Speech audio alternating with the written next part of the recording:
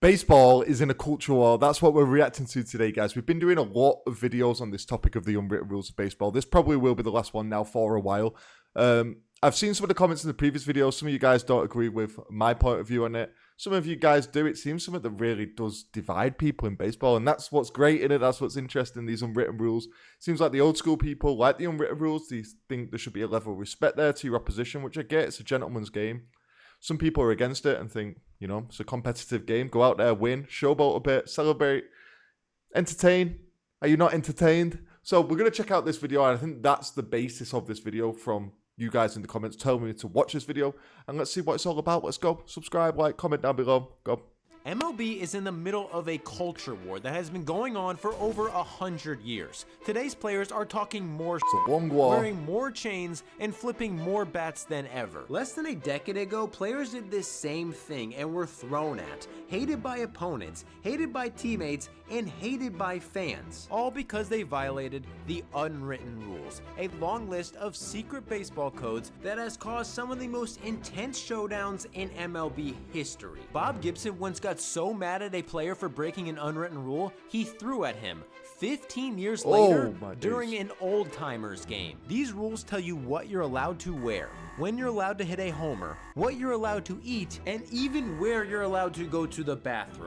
I've not heard the bathroom one or what you can eat. I've not Today, heard that when one. Jazz Chisholm hits a home run, he drops a floater going into first base, pretends like he's driving a car going into third, and Euro steps before he touches home. And the only retaliation he's faced was a pitcher mocking the Euro step after striking him out. 30 years ago, he might have been out of the league for doing this, and only 5 years ago, players did way less and were thrown at, surrounded by controversy, and ostracized by the entire league. Many unwritten rules are still enforced today, while others are now accepted because of the few players who risk their health and careers doing things like this.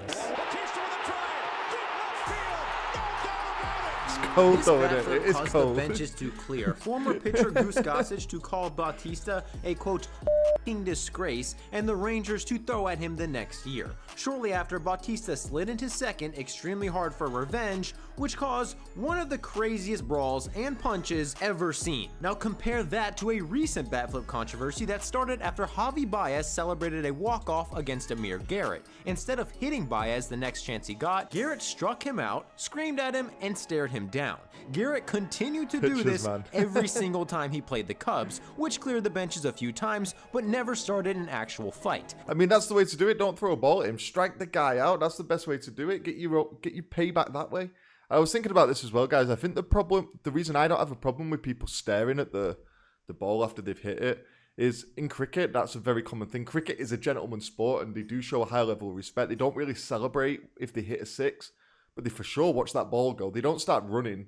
They don't start running because you have to run from wicket to wicket in cricket to score runs unless you get a 4 or a 6. If they know they've hit a 6, they don't start running. They watch the ball. So I think that maybe that's where my point of view comes from it, because that's what I'm used to as well.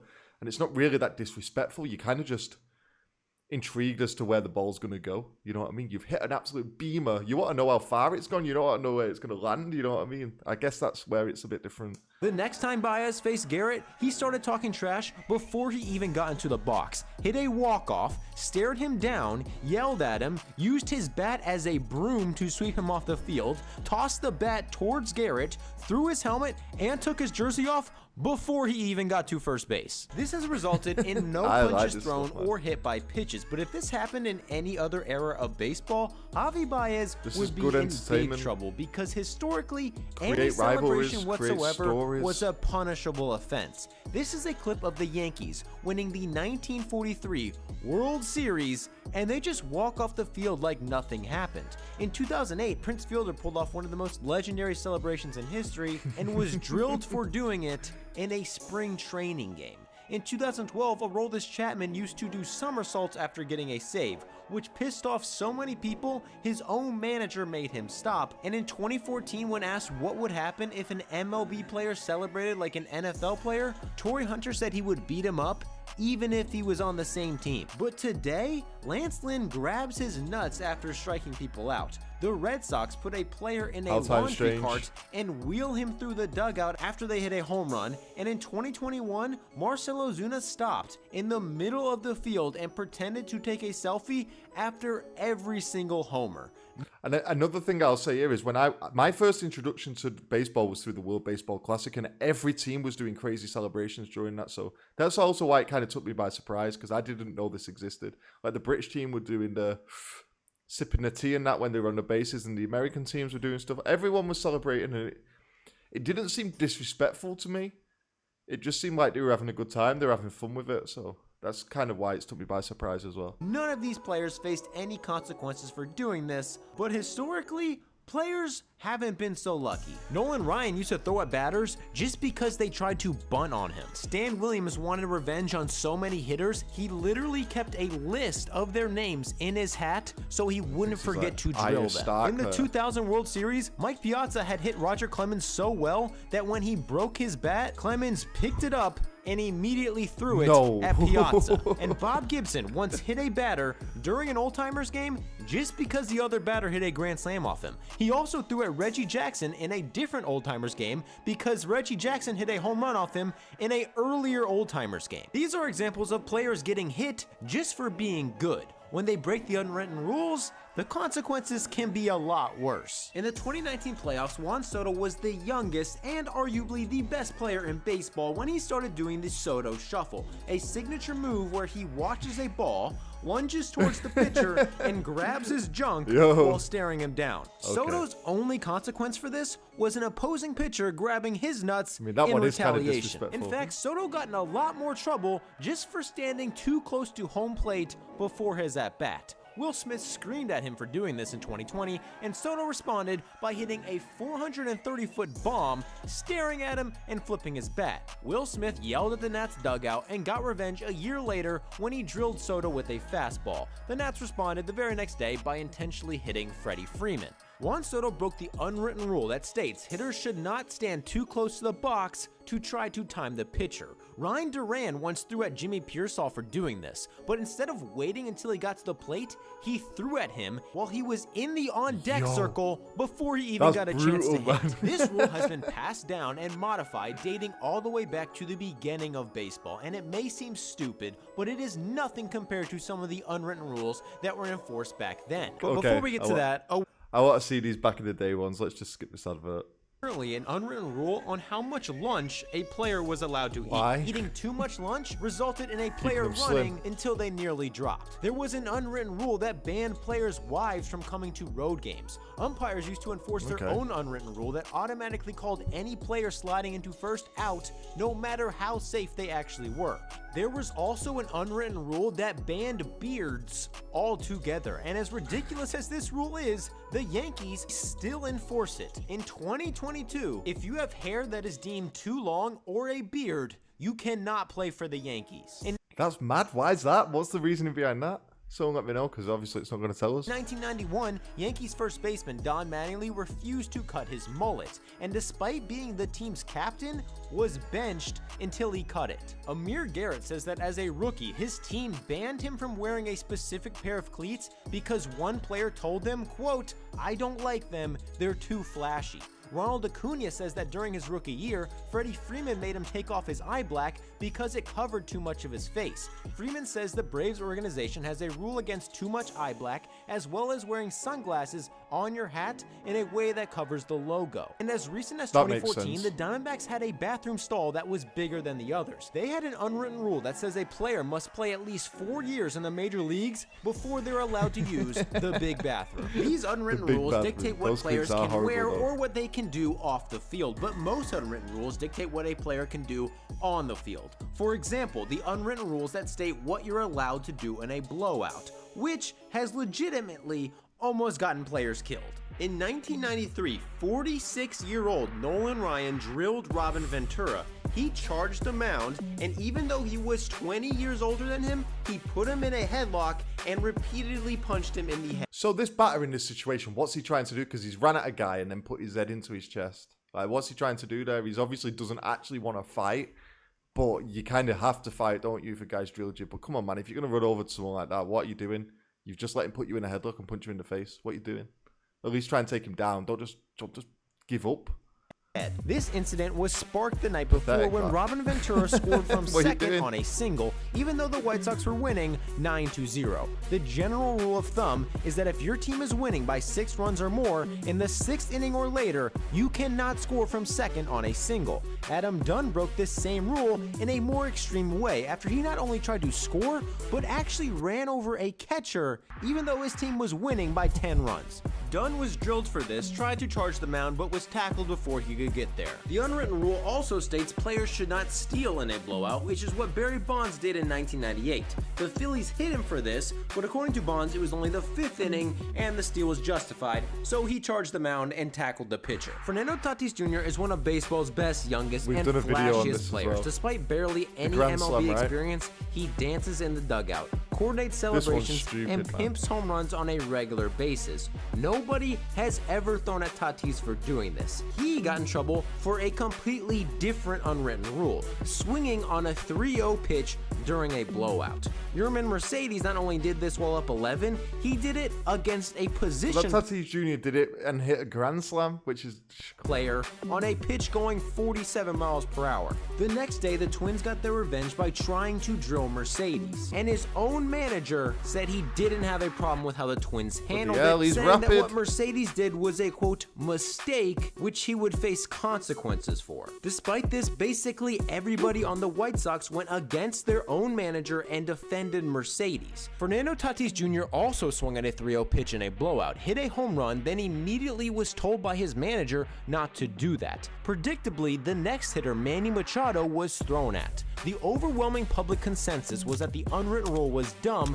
and Tatis did nothing wrong, but he apologized anyway, which is ironic. Go and check the video out on that. We have a full video on that, just one situation, and it was stupid that his manager called him out and his own teammates were calling him out. Get a Because grip. Tatis breaks the biggest unwritten rule on a regular basis, the one that says a player should not celebrate, flip their bat, or show any emotion whatsoever. Today, some players are punished for flipping their bats while others are not. It is the rule that may have gotten the most players hurt, but due to recent incidents, it seems to be going extinct. According to many, the bat flip originated in Korea, where it happens regularly no matter how insignificant the hit is. Lee Bum-ho hit an umpire with a bat flip on a walk. Choi Jun-suk bat flipped on a ball that went over 100 feet foul and nobody cared. Players in Latin America Dude, bat adopted flip this for no attitude reason. and took it to a whole nother level. But in America, bat flips have been basically banned for years. Reggie Jackson pulled off this celebration all the way back in the 70s, and the Indians screamed at him so much that he charged the mound after crossing the plate on a home run. Wayne Gross once took too long rounding the bases after hitting a home run. The pitcher was so mad, he drilled him 4 years later during a practice game while they were on the same team. In 1987, Jeffrey Nah, man, Leonard what you doing? humiliated the Cardinals by hitting 4 home runs and doing his one flap down celebration, which consisted of him running around the bases with one arm by his side. Leonard was immediately hit by a pitch and booed every time he rounded the bases. In the early 2000s, Brett Boone was known for doing bat flips to the point that they made a commercial about it, but even he was eventually hit in the face for doing it. On the flip side, around that time, Sammy Sosa began doing his signature home run hop. Ricky Henderson pulled off some of the flashiest and best pimp jobs ever, and Tom Lawless pulled off a bat flip almost identical to Jose Bautista all the way back in the 1987 World Series.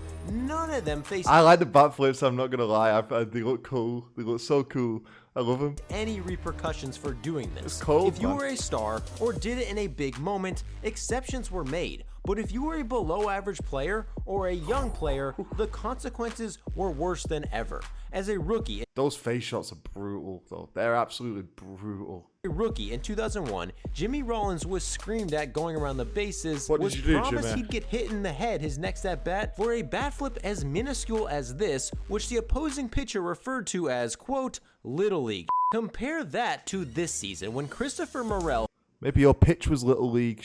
Maybe. hit a bomb, Just did a saying, but that- 180, threw his bat, hopped all the way down to first, and celebrated the whole way around the bases. This was his first major league home run in a game where the Cubs were winning 6-0, and he faced zero consequences. But the only reason he didn't get the same treatment as Jimmy Rollins were the dozens of players who essentially sacrificed their health and reputation to normalize this behavior. Carlos Gomez was a notorious bat flipper who was intentionally hit, responded by hitting a bomb, flipping his bat, and staring down the pitcher while going to first. Ryan McCann waited for him at home plate, confronted him, and the benches cleared. In 2014, Garrett Cole also confronted him after he flipped his bat on a triple, starting another brawl. Gomez was suspended for this, but Garrett Cole was not. Gomez kept flipping his bat and ended up leading the league in hit by pitches 2 years in a row, despite not even playing full seasons. That same year, Yasiel Puig, baseball's best young player at the time, caused a string of bench-clearing altercations involving Madison Bumgarner, which started with a seemingly innocent bat flip. Bryce Harper also pimped a home run that year in the playoffs, which led to retaliation and a huge brawl. He was also drilled a week into his career solely for being a young and flashy player. All three of these players landed on the list of most hated players in baseball, despite all being at one point some of the most talented and young players in the... But that's what I was going to say, right? So those most hated lists never really are that good, because whenever you have like a most hated list in sports, some of the best and most talented people in the world are going to be on there because other teams hate them, because you're not going to like a great player for another team, are you? I bet some of those players were also some of the biggest shirt sellers, some of the biggest ticket sellers, some of the most talked about, most written about, the most watched. You know what I mean? They might be the most hated, but I bet they were all those other things too, no doubt. Maybe, but I could be wrong in America. It could be different, but I doubt it. I very much doubt it. The league, fans and opponents seemed to hate the way they played. The very next season, Jose Bautista launched the bat flip that changed everything. He was drilled, punched, and landed #1 on MLB's most hated players list. Just like Harper, Gomez, and Puig, Bautista paid a heavy price for his bat flip. But unlike them, it was also celebrated. A snowboarder did his bat flip in the Olympics. A bat flip was made as a celebration in NHL 17, and The Athletic even ranked it the sixth greatest moment in baseball history. To many players and fans, this play made Bautista a villain, but to others, it made him an instant legend, and this showed with the next generation of players like Derek Dietrich, who in 2019 hit this monster home run and stared at it for what felt like 10 minutes. The Pirates did what teams have done for years. They immediately drilled him and started a massive fight.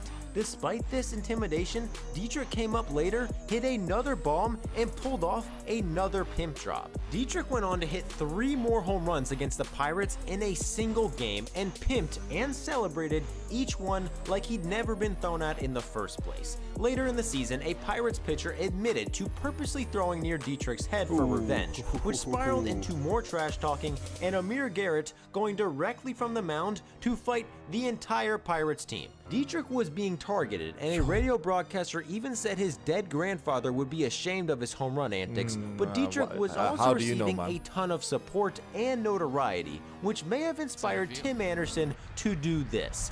Tim crushes this ball.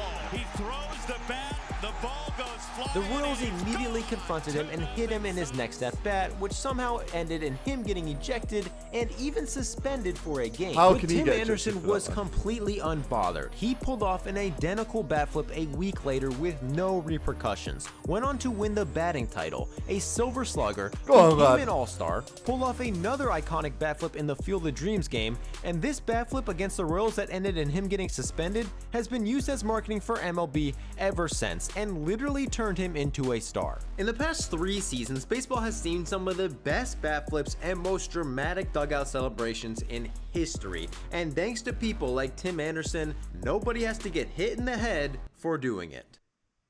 Okay, so that's the end of this whole unwritten rule saga, right? We're not doing any more videos on this. I'll leave you with my final thoughts on it. I don't agree with the written rules. Or the unwritten rules, I should say. I agree with the written ones, not the unwritten ones. Obviously, my opinion doesn't matter that much to you guys. You guys are lifelong baseball fans. I'm not. I'm just new, and I'm just touching on the surface.